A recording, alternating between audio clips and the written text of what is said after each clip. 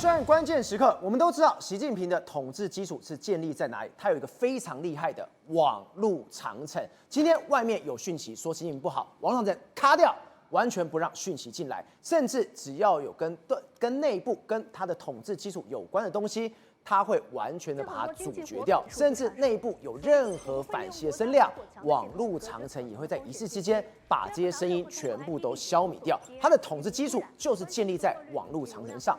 结果没有想到，美国竟然发狠了，他干一件事情，他说我要把中国的网路长城给敲掉，我要把它撞破。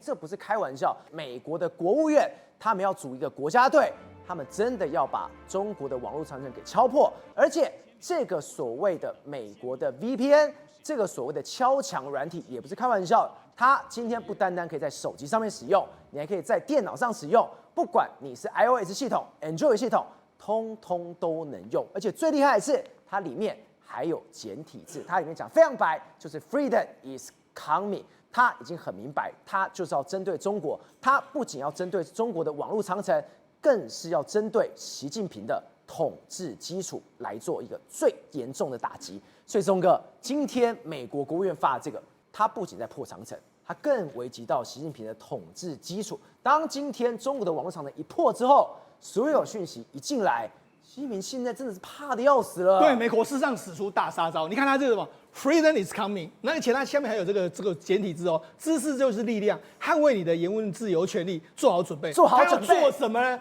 他要破坏你刚才提到的。中国有一个非常重要，叫做网络防火长城。这个网络防火长城是可以做什么呢？第一个，外面的资讯完全进不去，所以呢，你在中国里面来说，你就听政府怎么说。对。然后你也很难翻墙出来，等于是说，它有这个网络的这个防火长城的话，捍卫它的这个所谓言论的这个自由的这个，要捍卫它所谓言论的这个市场。反正呢，外面的世界干扰不到我。好，那我跟他讲，美国做这个动作，赵好，我跟你讲。虽然川普他常常说什么啊，我跟习近平关系非常好啊，他是我的 good friend 啊，我很这个羡慕他。我们很常会联络啊，会通个电话麻吉啊。但是我跟你讲，这完全是个大杀招，就表面上跟你很麻吉，他后面这个是这个重锤。为什么这样讲？我只要把网络防火长城给它拆掉之后，这个习近平或是中国共产党他们所执掌权力一个非常重要的一个防火墙破的话。很多人就是预估说，中国的这个政权搞不好会因此受到非常大的冲击。对，所以等于是说，他把这个网络的这个防火墙抽掉之后，事实上我们就讲，网络防火墙不是只有墙本身，而是说它有一整套的监控人民的这个体系，我全部给你破了。为什么这样讲？你看我们在中国，我们在这个常常讲过很多中国的事情，你在家里面讲到什么字，马上就被屏蔽。对，这就是网络防火长城。你讲到一些这个所谓什么习近平啊，这些什么很敏感的字眼，网络就不见了。而且这是习近平完全最害怕的事情。不要忘了，在伊朗为什么会发生如此这么多人上街去暴动的事情？就是因为马斯克把星链送到里面去，每个人拿到星链之后，把里面所有的画面全部都传了出来。没错。结果串联之后，是伊朗每个人都站上街头去暴动。对，习近平知不知道？他当然知道啊，所以你今天如果把他的网络长城给破的话，那不变成下一个伊朗了？对，所以我就是跟你说嘛，这个美国国务院这一招是狠招。那川普也不要在那边老是说啊，我跟习近平很好，他摆明就是要他倒台嘛。所以我跟你讲，这是一个杀招。好，那我们来跟他解释一下，他这个是要做什么呢？事实上他是这样子的，他们这个是根据福斯新闻，因为福斯新闻现在我们都要看，因为福斯新闻就是川普的御用媒体嘛。还有路透社也这样报道，他说2026年的今年的2月的时候，卢比欧领导之下，国务院已经推出一个代号叫 freedom.gov 的 gov.com， 就是这个政府的这个在线平台。那这个平台要做什么呢？他就说目标是什么？他要针对所谓的全球范围内的网络审查与信息封锁，特别是针对中国、伊朗、俄罗斯等国家，我们要怎样破进去？对，简单的破进去是什么呢？因为为什么过去我们就讲。现在的这个很多，你不是说很多民间组织他们不是要翻墙吗？譬如说我们要中国的民众他要知道这个所谓外面的讯息，他要透过 VPN 翻墙出来。所以中国有时候是怎么可以做？它可以封住 VPN， 就让你出不来。所以中国还是可以封的。但是这个所谓的 freedom.gov 的这个状况是怎样？它是要直接进去到你的这个国家里面去，而且不是开玩笑，是过去翻墙软体都是一些外面人做。对，为什么叫 GOV？是 government 政府。政府带头帮你翻墙，对你用我的就稳了。这个福斯新闻就说，它这个平台会在未来几个礼拜会推出，然后它是它在 iOS 里面或者在 Android 手机都可以用，你只要一键按下去，它就可以跳出来了。哇塞！好，那你说那这个到底是怎么做呢？因为很简单，它第一个，它当然有很多这个所谓的它的这个软体，这个 Freedom 减 gov 的，它完全开源，所以你可以任何人都可以做你的要做的东西。再来最重要的是要一键输入，一键输入之后呢，它可以怎么样呢？你就马上你看它是类似最高级的 VPN， 所以它可以连到这个美国本土，它可以绕过所谓地理封锁跟内容的过滤，而且它不用追踪用户啦，匿名的，对，匿名，然后还有多个平台，它成为手机、电脑全部都可以用。好，那你讲说那它的讯号从哪里来？因为我们就跟他讲。如果他用的是中国的网络的话，中国还是可以在这个网络上面用 VPN 截断你，所以你是没办法用的。所以他是做什么呢？他是要跟 Starlink 合作，就是说 Starlink 进去之后呢，对，我有 Starlink 的讯号，你就可以连上 Starlink， 你没办法掌握啊，对不对？你没办法掌握啊，你可以屏蔽我 Starlink 的讯号，但你不可能屏蔽整个 Starlink 的讯号。好，他就进去之后，然后你就连上这个，用这个，你如果有 iOS， 你 download 了这个之后呢？因为你的网络系统是来自什么？来自 Starlink， 所以你不会透过中国的网络系统嘛，就这样 OK 嘛，这是一个方法。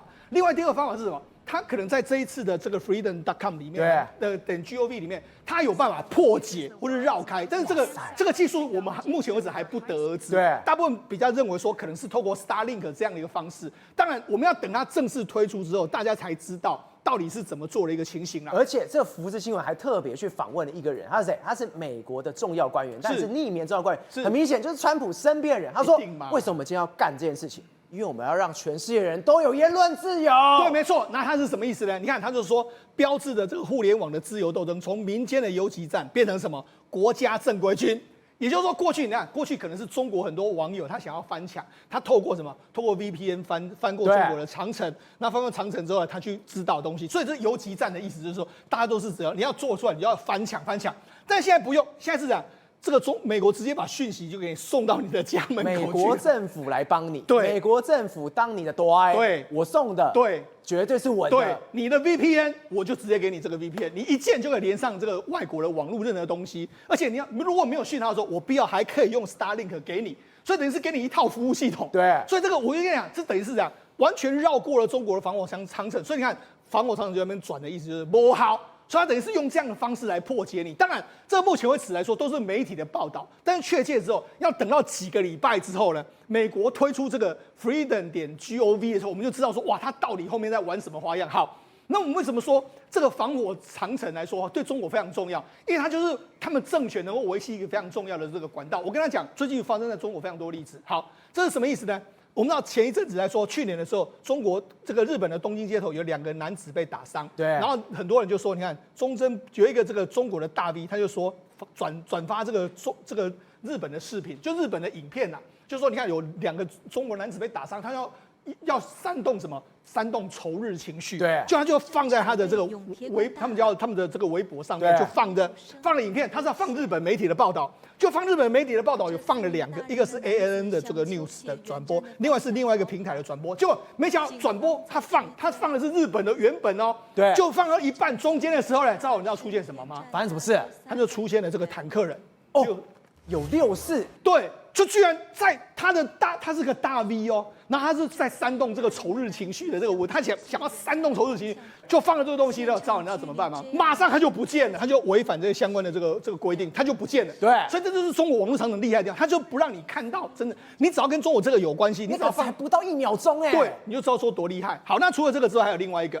这是这个一个外国人，一个阿根廷人，他在这个发表一个影片，这影片里面来说他是怎样？他是把他的照片换成是这个习近平的照片这样一个状况，就没想到就上了中国的网站，上到中国的网站没多久之后，你看大家看到这个东西吓傻，然后就很多人马上瞬间哦，居然有这个999以上就上千个评论呢就很多什么啊，这个封面这个人上过初中吗？我小学同学上面有头猪啊，这个封面太丑，那一大堆就没有招你知道吗？这些号马上就完全不见了啊，对，这个歌下架，对。这些有留言的，对，全部都没了，都删掉。你看你的账号由于涉嫌违规，永远被冻结。所以呢，很多人都觉得，我只是讲个，我小学同学是小学跟习近平对出大事了，就删掉。当然出大事，他们想要趁机冲塔嘛。但是你显然你就是要黑习近平嘛，所以马上就被人家这个完全屏蔽掉。好，那我就说，你看屏蔽到这样，我说真的了，我们假设我们真的要串联，要这个起来抗议的时候，你能够串联吗？他马上被封闭了，所以我才说这就是他们这个防范未来一个非常重要的这个状况。另外还有什么？他们也针对很多重要的字，譬如说我们昨天不是讲了吗？你这个禁平这个都不能够讲嘛，对不对？对。然后还有什么末日什么那个就还有除夕的，对，除夕不能放烟火，因为除夕。对，那你看中国现在还有什么呢？你网络上不能讲兵这个字啊？为什么？因为兵的话，你要干什么？你想要造反吗？所以他们就就因为这个你要自我审查，为什么？因为你只要讲到兵这个字，造，你知道吗？就被封号了。对你网站这个都显示不出来，所以他就说什么？你看，他说抖音上的自我审查已经加速到兵也不能够用了，所以历史上的这个历史的还有军事的博主都用逼来代替，不战而屈人之逼啊，这个绝了。所以但是说这个也太夸张，所以我在说他们会改变。那这样为什么他们要自我审查？因为你只要写到兵这个字，你就没了。所以他们就变成要这样子，所以你看网络长城也太可怕了吧？我想还有很多字，政治，他们也都是用这个政 GZ， 就是他们都是这样讲，他们都不敢写真的字，所以就是他们自我审查的部分，因为你不自我审查，你就会被端掉这个状况，所以就是只能这样做。所以他等于无形当中没有人敢发文。是，所以刚刚当美国国务院提出了那个所谓的新方案之后，他就说，第一个你是匿名信，是，第二是什么？我根本不知道，你根本不会被我追踪到。是啊，你就放胆去弄你的言论自由。对，而且我们可以互相串联啊，对不对？我们可以互相串联啊。我跟你就可以在这个，难怪我跟你就可以在这个美国的架构下面，我们可以互相串联嘛。对，这就是伊朗被端掉，伊朗被人家抗议，为什么会串联起来？这个很大的原因嘛。对，你说中国那时候有没有介入？中国也想办法帮伊朗屏蔽，就只是屏蔽不了啊。好，那我跟他讲，这个不只是这样。中国最近在讨论的一件事是什么？我们知道中国有一个非常有名的这个山西的这个博主，他叫极客湾，对，他常常会测试，我们也常常看他的影片啊，他常常会测试中国各式各样的东西。结果没想到他最近发了一个影片之后，没多久之后他的影片就消失了。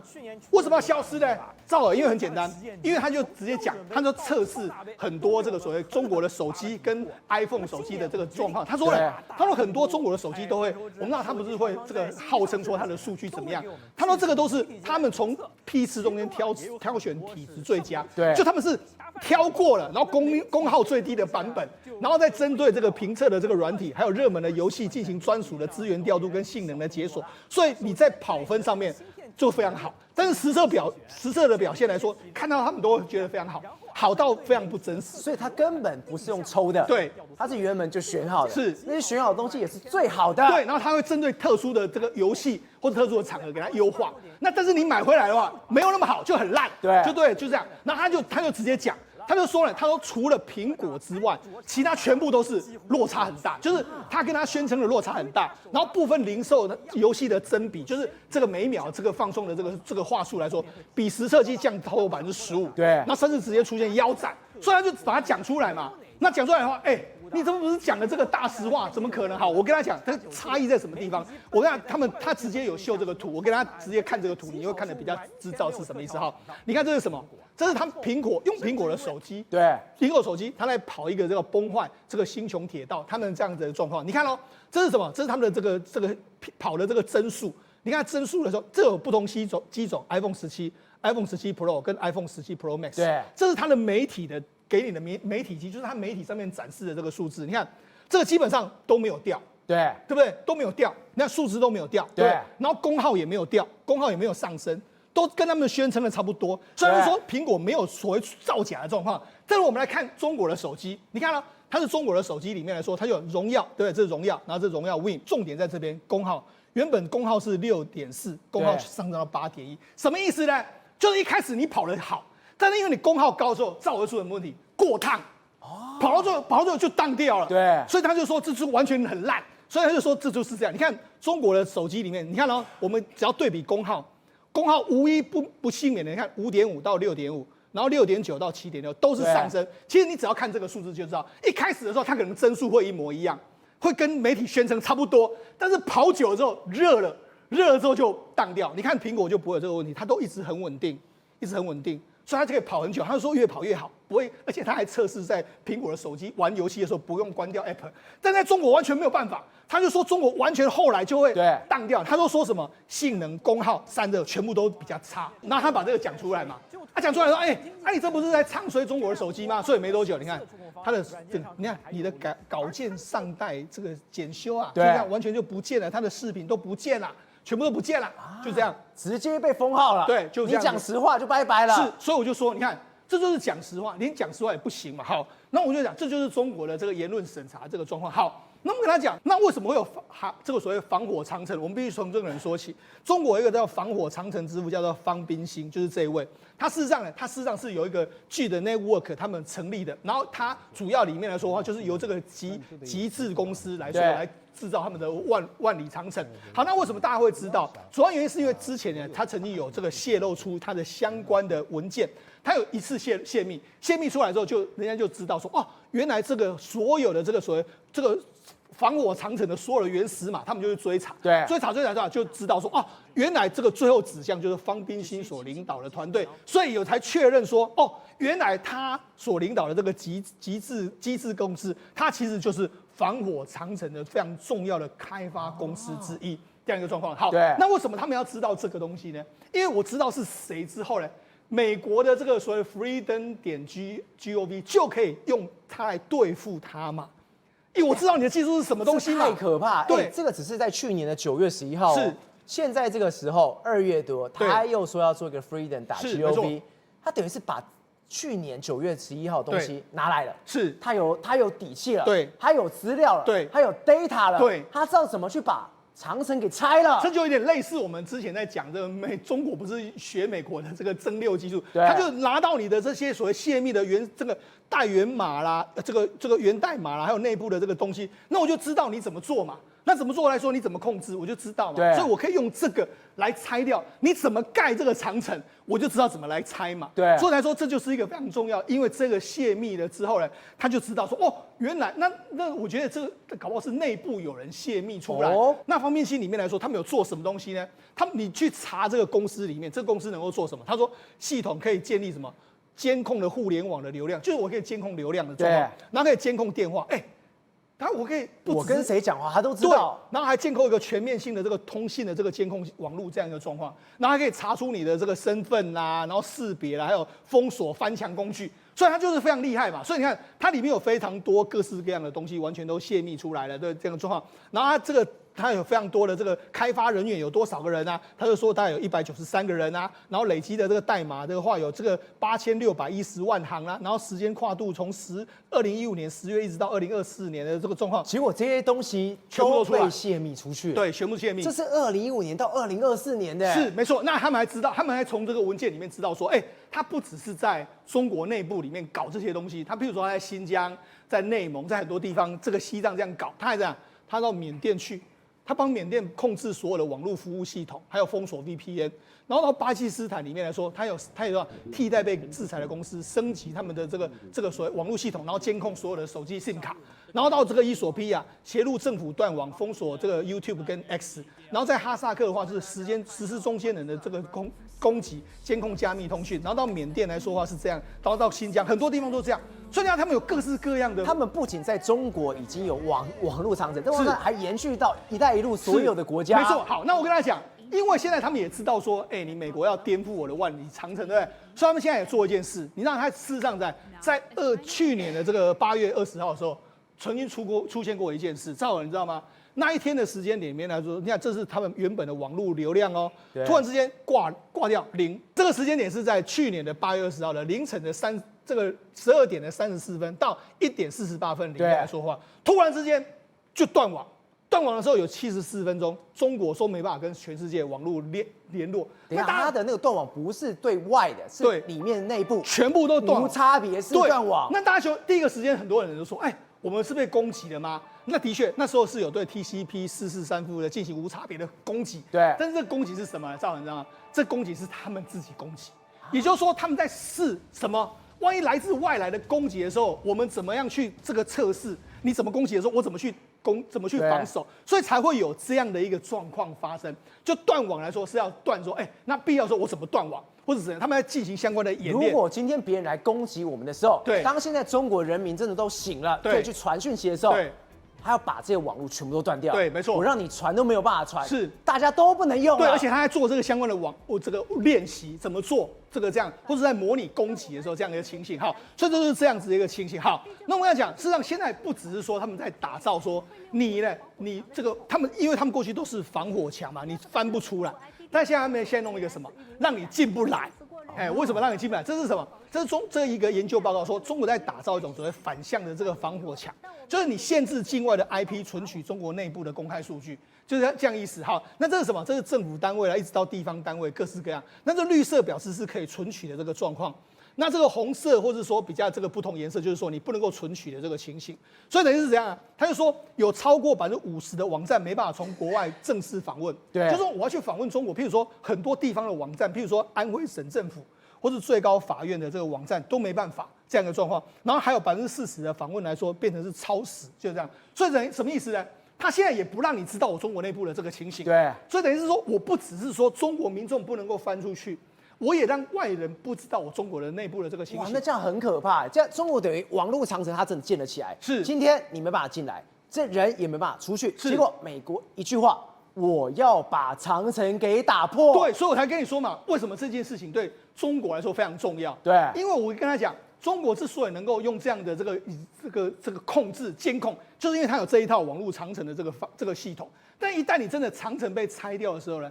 就有点类似像我们以前这个所谓的这个在读中国的古历史说，匈奴人啊，或者是说我们塞北的民族长驱直入的时候，那你怎么办？所以来说，这一次美国国务院做这些事情来说话，对中国共产党来说是一个非常非常残忍的动作。然后一旦真的建成的时候，我觉得我们到时候再来看看对中国政情的冲击会是怎样的一个情形。刘老师，我们刚刚讲美国这次已经铁了心，我真的要把这个网络长城给撞坏，我管你这个盾有多么坚硬，我的毛就要插进去。为什么？你可以看到一件事情，就是因为它方冰心，大家说嘛，网络长城之父，这不单单是美国要去撞破哦，现在是中国人民都希望美国你赶快撞破，因为这个方冰心真的是在中国是讨人厌的，对，可以说是过街老鼠啊，人人喊打。因为方冰心在这个中国的整个这个，特别是大学生啊，因为我们知道啊，大学生什么都不抢，你只要把那个网络断掉，宿舍网络断掉，他就翻脸了。但这时候呢，方冰心其实就是创造这个网络长城的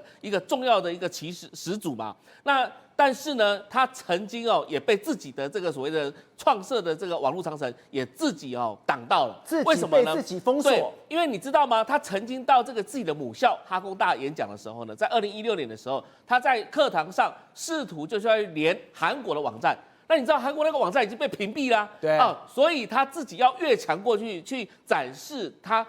如果说要越墙的话，怎么越？结果呢，他用越墙 VPN 的方式呢，越出去之后，结果到了那个网站还是看不到，卡住了。所以显然他所组成的网络长城来讲的话，的确是够高、够狠、够稳定。但是问题来了。他其实还要演示很多其他东西给大家看的时候，结果发生了这个自己的这个创造的这个我们讲说矛跟盾嘛，对不对？对。自己创造那个盾呢，自己的矛攻不过那个盾，那就麻烦了，因为呢他完全没有办法演示给同学看，只好去什么就是暂存的网页去把它揪出来之后，再演示给同学看。所以很多，所以他最后只剩这一张，这个是存好的，他根本没有翻墙成功。更重要的是什么东西呢？学校还交代学生，第一个，你不能问这个方老师问题；对，第二个，你不能去方老师刚刚去过的网站再去看一次，因为他们这些都是被屏蔽的。所以很多学生说，那你是什么？只准州官放火，不许百姓点灯嘛，就是中国网友。所以中国网友气炸了。现在如果你提到这一号人物来讲的话，我告诉各位，大家是什么过街老鼠人人喊打。右边这个就在哪里？在深圳的人才公园的时候，有一个他的纪念碑，就是这张。对，纪念碑。结果你们看到上面都是什么污渍嘛？有人吐口水嘛？你说或者是有人丢鸡蛋？这个地方都是黑的。对，还有他脸上，特别在他脸上这个地方黑黑的那个地方。对，所以那里的公园来讲的话，很多城管呢就去帮忙擦拭或干嘛之类的。所以显然说大家很讨厌他。还有再来是什么？还有什么？他说有人说什么？他是现代的勤快。对，真的假的？有多么讨厌？再来，因为他曾经担任过北京邮电大学的校长。在2013年的过年的那时候呢，其实在网站上他也好心的跟大家这个报个平安啊，这祝大家新年快乐啊。结果你知道吗？下面的网友留言连续性的一直留言，总共有2万多则，都留一个字叫做滚。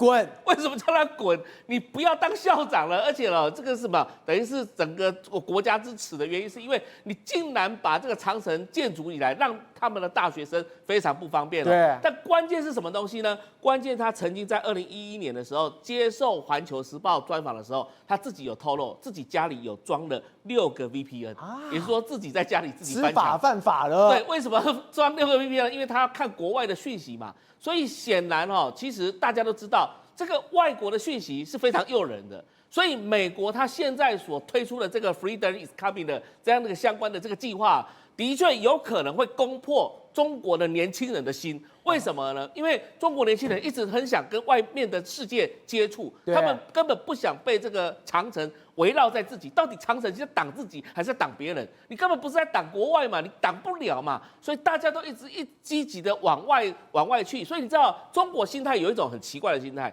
以往你看明清时期搞海禁，在搞什么海禁？搞海禁照道理讲说不要让外国人进来，对不对？结果不是，自己的人民往内移25公里，就是往内陆自己的限制自己的人民不能跟外国接触。